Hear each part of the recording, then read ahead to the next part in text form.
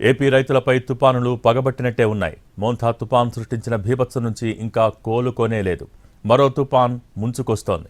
ప్రస్తుతం శ్రీలంక సమీపంలో ఉన్న తుపాన్ ఆదివారం నాటికి ఏపీ తీరం దగ్గరకు వచ్చే అవకాశం ఉంది. దీని ప్రభావంతో ఏపీలో 5 రోజుల పాటు భారీ వర్షాలు కురుస్తాయని హెచ్చరించింది ఐఎండీ.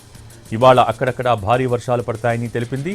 రేపు కొన్ని జిల్లాలకు ఆరెంజ్ అలర్ట్ జారీ చేసిన ఐఎండీ ఆదివారం మరికొన్ని జిల్లాలకు రెడ్ అలర్ట్ ఇష్యూ చేసింది. కొన్ని ప్రాంతాల్లో 20 సెంటీమీటర్ల కంటే ఎక్కువ వర్షం పడే అవకాశం ఉందని హెచ్చరించింది ఐఎండీ.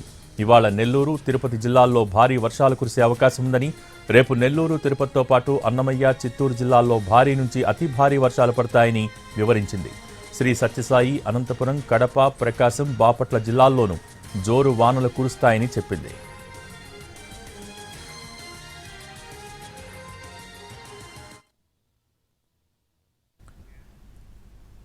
ఇవాళ సాయంత్రం నుంచి కోస్తా తీరం వెంబడి తీవ్ర గాలులు వీస్తాయని తెలిపింది. రేపు ఎల్లుండి గంటకు 80 కిలోమీటర్ల వేగంతో ఈదురుగాలులు వీచే అవకాశం ఉంది.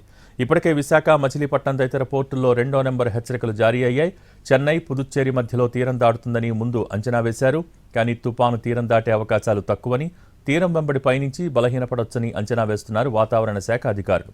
ఇక ఈ తుపానుకు దిత్వాగా పేరు పెట్టింది ఐఎండీ. ఈ పేరును ఎమన్ సూచించింది. ఆ దేశంలోని ఓ సరస్సు పేరు ఇది.